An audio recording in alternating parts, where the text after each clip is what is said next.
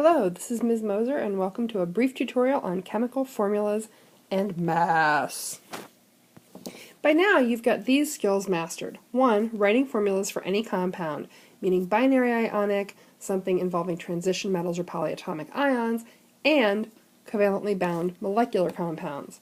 You also know how to find the mass of an atom of any element using our old friend the periodic table. So we're going to take these two skills and put them together so that you now gain a third skill, which is finding the mass of any compound. Let's go. So here we've got water, and we know that one molecule of water is made up of 2 hydrogens and 1 oxygen. And using our old friend the periodic table, we know that the mass of each oxygen is 1.01 AMUs, and the mass of each water is 16.00 AMUs. So, we can do this the hard way or we can do it the easy way. We'll start off doing it the easy way. We'll set this up as a factor label. We know we have 2 hydrogens and that each one hydrogen atom has a mass of 1.01 AMUs, so we have a total mass of 2.02 AMUs in hydrogen. Great! Let's look at the oxygen. We know that we have 1 oxygen and each oxygen has a mass of 16 AMUs, so we have 16.00 AMUs worth of oxygen. So for the entire mass of water per molecule, we simply add these two together. We get 18.02 AMUs is the mass of one water molecule. Okay, that's pretty easy. That's actually the longer way to do it. As you get better at this and you sort of start to skip steps, you'll skip the factor label and just make some jots. We'll start doing that here next. Okay, we'll do silicon dioxide, that ubiquitous compound found in Earth's crust in many of the rocks that we know and love. So, to do this the fast way, we'll just jot down our elements and how many there are.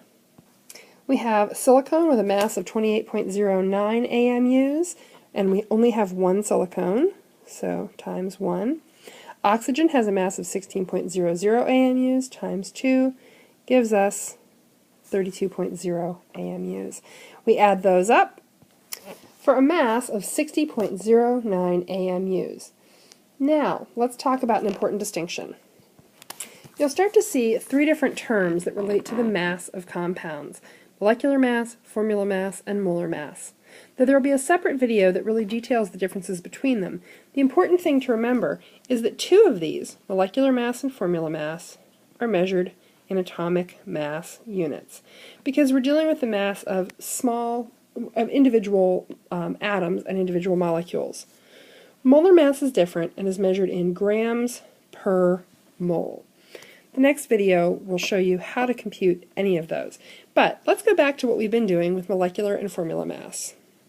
If we have some of our good old friend sodium chloride, NaCl, it's easy enough to find out the mass of a single unit of a sodium ion and a chloride ion. We start by listing each atom involved, actually each ion, and jotting down their mass and how many there are. Okay, we've got 22.99 AMUs being the mass of 1 sodium ion, and 35.45 AMUs being the mass of 1 chloride ion. Since these are both times 1, we don't even have to bother with that step of multiplying them.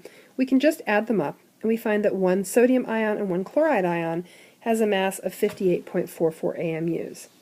Now note, this is a little bit different than when we figured out the mass of a water molecule. Remember, in an ionic compound, there are no molecules, so we can't call this a molecular formula. This is where the term formula mass comes in. Formula mass just represents the sum of all average atomic masses for the atoms represented in the formula of any substance. So while molecular mass could only be used for a covalently bound compound, formula mass can be used for any compound you like. So, for the most part, we'll talk about computing the formula mass rather than the molecular mass. Okay, that's it. Happy practice!